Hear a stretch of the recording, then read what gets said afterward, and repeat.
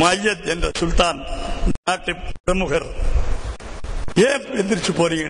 பதில் சொல்லாம வந்துட்டாங்க. முய்திலிகள் கேட்டார்கள் ஏன் என்று. நபி சாலிஹ் அலைஹிஸ்ஸலாம் அவர்களுக்கு அல்லாஹ் என்ன செய்தான் தெரியுமா? ஹராமான உணவை அவர் முன்னால் வைக்கப்பட்டாலோ அல்லது கொல்லுவதற்கு ஏற்பாடு செய்ய வைத்தாலோ கையை உணவிலே கொண்டு செல்லும் பொழுது அந்த நரம்பு துடிக்கும். நடுவிலே உள்ள நரம்பு டக்கு டக்கு நின்று துடிக்கும். அந்த அடையாளத்தை பார்த்து எந்திரிச்சு வந்து விடுவேன். அந்த சாலிஹ் நபியுடைய நரம்பு அல்லாஹ் எனக்கு கொடுத்திருக்கிறார். நரம்பு காட்டிவிட்டது, விஷம் இருக்கிறது என்று நான் எந்திரிச்சு வந்தேன் என்று சொல்லி வந்தார்கள். இந்த தருணத்திற்குள் வேட்டைக்கு சென்ற அந்த பாகனுடைய 2 மகன்கள் வந்து அந்த உணவை சாப்பிட்டார்கள். சற்று நேரத்தில் செத்து மடிஞ்சிட்டாங்க. சுப்ஹானல்லாஹ். வந்து பார்க்கிறா 2 பிள்ளைங்க செத்து கிடக்குது. அந்த உணவை சாப்பிட்டு யாரை கொல்ல நினைத்தான், யார் செத்து கிடக்கிறார்கள். பாருங்கள், எண்ணற்ற கராமத்துகள். சாதாரணமாக அவர்களுடைய கராமத்து 100க்கும் மேல் இருக்கிறது. ஒவ்வொன்றும் ஆச்சரியமா இருக்கும். ஒருத்தர் எகிப்து நாட்டில் மக்கள் வந்து சொன்னாங்க, வானத்துல ஒரு கையை தூக்குறான், தங்க காசு வருது. இந்த கையை தூக்குறான், வெள்ளி காசு வருது. யார் யார் இந்த காசு கேட்டாலும் அள்ளி அள்ளி தர்றான். கூட்டம் கூடிக்கிட்டே போச்சு. அவன் நிறைய கூட்டம் போயிடுச்சு. இது ஷேக் ஷம்சுத்தீன் முகமது ஹனஃபியிடத்தில் வந்து சொன்னார்கள், இப்படி எகிப்துக்குள்ள ஒருத்தர் வந்து வானத்துல கையை விட்டா நினைச்ச காசு வருது, தங்க காசு வருதுன்னு. கூட்டம் எல்லாம் பக்கம் போயிட்டு கூட்டிட்டு வர சொன்னாங்க. உட்கார், என்ன அதுன்னு சொல்லி, சரி எனக்கு கொஞ்சம் காசு வேணும் சேர்க்கிறாங்க. உடனே வானத்தின் பக்கத்தில் கையில தங்க காசு வருது. கையை துறை எவ்வளவு இருக்குன்னு 80 காசு இருந்துச்சு. 80 தங்க காசு. மறுபடியும் எனக்கு 10 கொடுன்னு 40 ஆயிடுச்சு. அப்புறமும் கேட்டாங்க 20 ஆயிடுச்சு. அப்புறமும் கேட்டாங்க 10. 5வது வரை கை தூக்கும் போது ஒண்ணுமே வரல. இப்ப சொல்றாங்க, டே தாயிர், டே நீ யார் தெரியும்? எனக்கு செய்தி செய்யக்கூடியவன், மக்களை வழிகெடுக்கக்கூடியவன். அல்லாஹ் குர்ஆனிலே சொல்றான், அல்லாஹ்வுடைய நாமத்திற்கு அளவில்லை. அல்லாஹ்வுடைய கசானா எப்பொழுதுமே குறையாது. நீ 80, 40, 20, 10 அவ்வளவுதானா? உன்னால அல்லாஹ்வுடைய கசானா இல்லை. ஷைத்தானுடைய வேலை, இவனை அடித்து துரத்துங்கள் என்று சொன்னார்கள். அவங்க தில்மீதிகள் அந்த செய்வினைக்காரனை அடித்து துரத்தினார்கள். 5 மணி 10 நிமிஷம் விட்டார்கள். கடைசியாக இப்பொழுது இதெல்லாம் மணிக்கணக்கில் பேச வேண்டிய விஷயங்கள், இந்த சிறிது நேரத்தில் எல்லாம் முடித்துவிட முடியாது. கடைசியில ஃபாசி நாயகத்துக்கு வர்றேன். ஏன் அப்படின்னா, கடைசி 21வது கலீஃபா, நம்ம முன்னோர்கள் வாழ்ந்த காலத்தில் வாழ்ந்த கலீஃபா ஷேக் சஜ்ஜாதா, இந்த நாட்டுக்கு பலமுறை வந்தவர்களுடைய பட்டனார். கொழும்பிற்கும் தொட்டவத்தைக்கும் பேருவலைக்கும் சீனக்கோடைக்கும் நம்ம ஷேக்குமார்கள் வந்து சென்றிருக்கிறார்கள். ஃபாசி நாயகத்துடைய கராமத்தை நேற்று 1-2 சொன்னேன். பெருமானாரை எப்பொழுதுமே கண்டிலே பார்த்துக் கொண்டிருப்பவர்கள். ரவுதா ஷெரீஃபிலே மக்காவிலே பிறந்து மக்காவிலே வளர்ந்து ஹரம் ஷெரீஃபுக்குள்ள ஹல்காவை நடத்தி கொண்டு மக்காவிலேயே வஃபாத்தாகி ஜன்னத்து முஅல்லாவிலே இன்றைக்கும் அப்துல்லா இப்னு ஜுபைருடைய கபருக்கு காலடியிலே ஃபாசி நாயகம் அடக்கப்பட்டிருக்கிறது. 2 முறை நான் ஹஜ்ஜுக்கு போகும் பொழுது அசர் தொழுது விட்டு ஃபாசி நாயகத்துடைய கபருக்கு ஜியாரத்து செய்துவிட்டு மகரிபில தான் நான் ஹரமுக்கு வருவேன். அந்த ஃபாசி நாயகத்துக்கு ஒரே ஒரு சம்பவம் சொல்றேன். எப்படி பெருமானாருடைய புகழை பற்றி மேராஜை சொன்னேனோ, ஃபாசி நாயகத்துடைய 70 கராமத்துகள் இருக்கு. ஒண்ணு சொல்றேன். ஃபாசி நாயகத்துடைய கராமத்தை நீங்கள் தெரிந்து கொள்ளுங்கள். ஒரு நாள் எப்பொழுதுமே ரசூலுல்லாஹ்வை ஜியாரத்தை செய்துவிட்டு நீண்ட நேரம் முராகபாவுல ரசூலுல்லாஹ் ரவுதாவை பார்த்துக்கிட்டே இருப்பாங்க.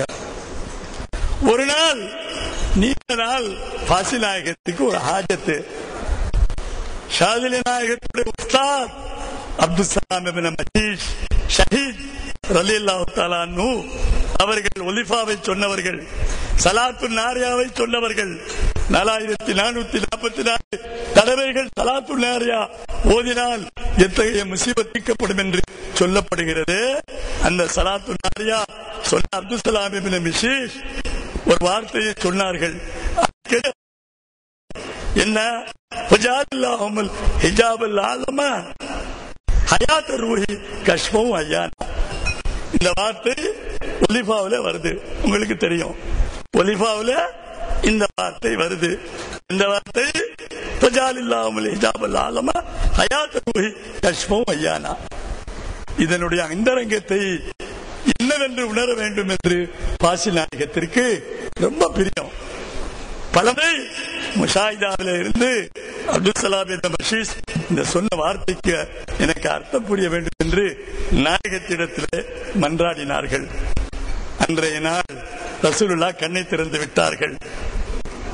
சொன்னார்கள், யா அல்லாஹ், ரசூலுல்லாஹ்வுடைய வசீலாவை கொண்டு இந்த வார்த்தையின் அந்தரங்கத்தை எனக்கு அறிவிச்சு கொடு என்று.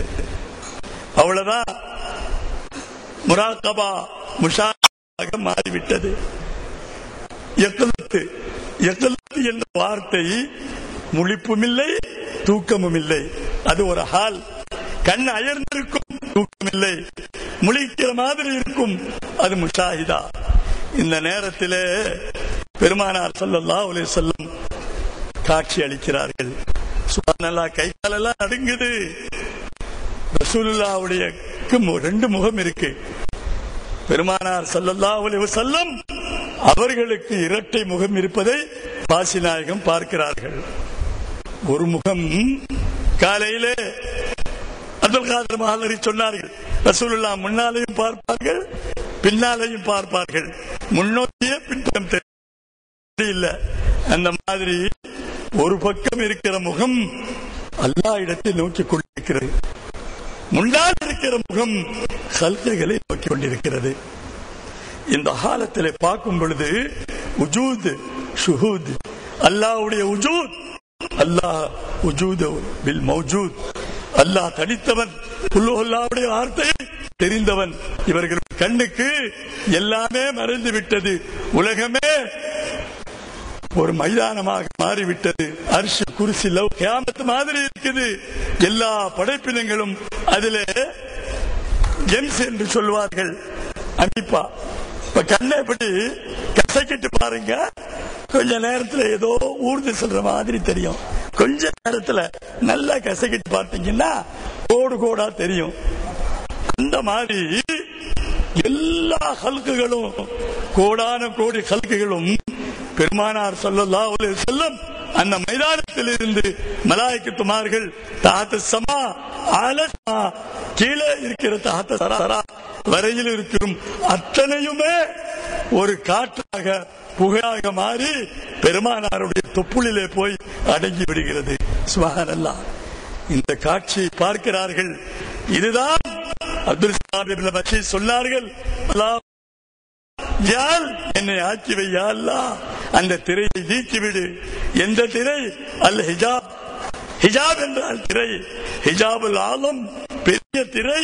அல்லாஹ்வுக்கும் ரசூலுக்கும் இடையிலே, நமக்கு இடையிலே இருக்கின்ற அந்த திரையை நீக்கிவிடு என்று மஜீத் துஆ செய்தார்கள். அவர்களுக்கு நீக்கி அல்லாஹ் இந்த காட்சியை ரசூலுல்லாஹ் காண்பித்தார்கள்.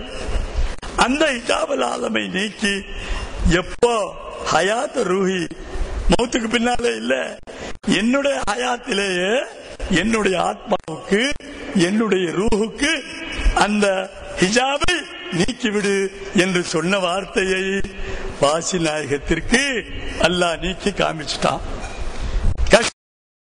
கஷ்பு என்று தெரியும்ல, மறைவு. யான் என்றால் அத்தனையும் அண்ட சராசரங்களையும் தன்னகத்தை தேக்கிக் கொண்ட பெருமானார் ஸல்லல்லாஹு அலைஹி வஸல்லம் உஜூத். அவர்கள் இந்த காட்சியை பார்த்த உடனே சொன்னார்கள், லவ் ஹஜிபானி ரசூலுல்லாஹி தர்ஃபத்தைன். அபுல் ஹசன் ஷாதிலி சொன்ன வார்த்தை, அன்று முதல் இன்று வரை நான் ரசூலுல்லாஹ் உஜூதுடைய ஆழத்திலே பார்த்துக் கொண்டிருக்கின்றேன். நாயகம் ஒரு பார்வை பார்த்தால் அது பொசுங்கிவிடும். ஜலாலியத்துடையவர்கள் பாசி நாயகம் அவர்களுள்ள தொடர்பு உங்களுக்கு ஜுஹூர் அவர்கள் பயானிலே சொன்னார்கள். ஒன்றை விட்டு விட்டார்கள். பாசி நாயகம் காபத்துல்லாவில் இருக்கும் பொழுது தமிழகத்துடைய காயல் பட்டணத்தில் இருந்து அபூபக்கர் மிஸ்கின் சென்றார்கள். எங்களுடைய பாட்டனார்கள் பெரிய குத்துபமார்கள், மதுரை தான் மர்கஸ் அடிப்படை. அவர்கள் அபூபக்கர் மிஸ்கினிடத்திலே கொடுத்து விட்டு சொன்னார்கள், மதுரையிலே பெரிய 2 ஒலிமார்கள் இருக்கிறார்கள். அவர்களுடைய பெயர் மீர் அம்ஜத் இப்ராஹிம், மீர் ஆதி இப்ராஹிம். பாசி நாயகம் சொல்லி அனுப்பிய வார்த்தை, அவர்கள் சின்ன ஹலரத் பெரிய ஹசரத் என்று அழைப்பார்கள். என்னுடைய மதுரைக்கு சென்று என்னுடைய சலாத்தை தெரிவித்து எந்த தரிகாவையும் இதுவரை எடுக்கவில்லை. இந்த ஷாதிலியா தரிகாவை அவரை நான் கிலாபத்து கொடுத்து விட்டேன் என்று பாசி நாயகம் கையினால் எழுதி அபூபக்கர் மிஸ்கின் அவர்கள் மதுரைக்கு அப்பாவுடைய அப்பா, நான் 5வது தலைமுறையிலே இருக்கிறேன் கொடுத்தார்கள். இந்த இல்மை பரத்துவதற்கு காயல் பட்டணத்திலே ஒரு ஜாவியாவை நிறுத்திவிட்டு அதற்கு பின்னால் முகமது சாலிஹல் மக்கி காதில் வந்தார்கள். முகமது சாலியா மௌலானா மதுரைக்கு வந்து அன்வாரு புதுசியா என்ற ஷாதிலியா தரிகாவுடைய மதரசாவை நிறுவினார்கள். அந்த மதரசாவிலே ஓதிய மாணவர்கள் அத்தனை பேரும் ஷாதிலியா தரிகாவிலே பையத்தை எடுத்து இன்றைக்கு காயல் பட்டணம் இல்லை, தமிழகத்தில் இருக்கின்ற பாக்கியாத்து சாலியார் வேலூர் மதரசா, புதக்குடி அல் முஹம்மது நூரியா இருக்கின்ற பெரிய மதரசா, அந்த மதரசா மிஸ்பாவுல் ஹுதா எண்ணற்ற மதரசாக்களை உருவாக்கியவர்கள் மதுரை ஹஜரத்துமார்கள், தாதாத்துமார்கள். அன்று முதல் ஏற்பட்ட இந்த தொடர்பு சிலோனுக்கும் இந்தியாவுக்கும் இலங்கைக்கும் ஏற்பட்டது. 100 ஆண்டுகளுக்கு முன்னால் அம்ஜத் இப்ராஹிமின் பாட்டனார் கொழும்பிற்கு வந்து உம்மு ஜாவியாவிலே தங்கி இந்த தரிகாவை பற்றி போதித்து இருக்கிறார்கள். ஒரு கராமத்தை கண்ட மாக்கான் மறைக்கார் என்று சொல்லக்கூடிய வாழ்ந்த 100 ஆண்டுகளுக்கு முன்னால் வாழ்ந்த மாக்கான் மறைக்கார் மதுரைக்கு வந்திருக்கிறார்கள். இப்படிப்பட்ட இந்த உறவு, இந்த தரிகாவுடைய உறவு ஏன் எந்த தரிகாவிலையும் காதிரியா, சிஷ்டியா, நக்ஷபந்தியா, ஜோரவர்தியா, அரூசியா, அலவியா எதிலையும் இஹ்வான் என்று சொல்ல மாட்டார். ஷாதிலியா தரிகாவுடைய முரீதர்களுக்கு தான் இஹ்வான் வாங்கன்னு சொல்லுவாங்க. ஏன்? ரசூலுல்லாஹ்வுடைய ஹதீஸ் குல்லு முஸ்லிமின் இஹ்வான், எல்லா முஸ்லிம்களும் சகோதரர்கள். அது ஷாதிலியா தரிகாவில மட்டும்தான் அந்த வார்த்தை இஸ்திலால இருக்குது. ஆகவே கொடுக்கப்பட்ட நேரம் 5 மணி, இன்னும் 50 ஒரு பங்கு கூட முடிக்க முடியல. இன்ஷா அல்லாஹ் கராமத் ஒவ்வொன்றையும் பார்க்கும் பொழுது உடல் சிரித்துவிடும். அந்த அளவிற்கு அவர் மாக்கான் மறைக்கார் சொன்ன ஒரு வார்த்தை எங்கள் முன்னோரிடத்தில் நான் கேட்டேன். என்ன ஜாவியான்னு தெரியல, உம்மு ஜாவியா அல்லது வேற ஜாவியாவோ. அந்த காலத்தில் நம்மளுடைய இஹ்வான்கள் ஒரு ஜாவியா கட்டுறதுக்கு பகலெல்லாம் கஷ்டப்பட்டு செங்கலை எழுப்புவார்களாம். முன்கிரீன்கள் வேண்டாதவர்கள் இரவிலே அதை இடித்து விடுவார்களாம். இப்படி பல நாள் நடந்திருக்கு. கஷ்டப்பட்டு கொழும்புல ஜாவியாவை பகலிலே உருவாக்குவது, இரவிலே ஒரு கூட்டம் அதை இடித்து விடுவது. உடனே பாசி நாயகத்திடத்தில் துவா சொன்னார்கள். ஏன்? பாசி நாயகம் ஷரீப்து ஷராப சிறு மின் கம்ர சஃபா சொல்லி இருக்கிறார்கள்.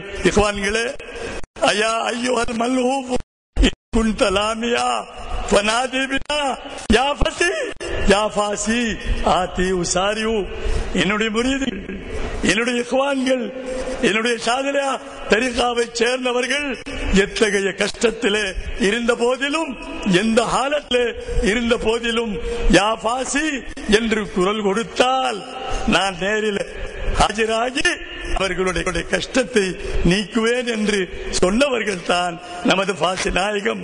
இன்றைக்கு அலராவில அந்த பைத்தை சதிரிலையும் ரசிலையும் நாங்கள் ஓதுகிறோம். சிலர்கள் சொல்றாங்க தப்லீகோத்தவங்க ஷரீத்து ஷராப் அந்த பைத்து ஓதக்கூடாது என்று, அதே மாதிரி சொல்ல சலபத்தில் ஓதக்கூடாது என்று. இதனுடைய உள்ளரங்க அர்த்தம் உங்களுக்கு தெரியுமா? அந்த பைத்தில சொன்னார்களே, ஐயா ஐயுல் மல்லூப் இன் குன்த லாமியா பாசிநாயகம்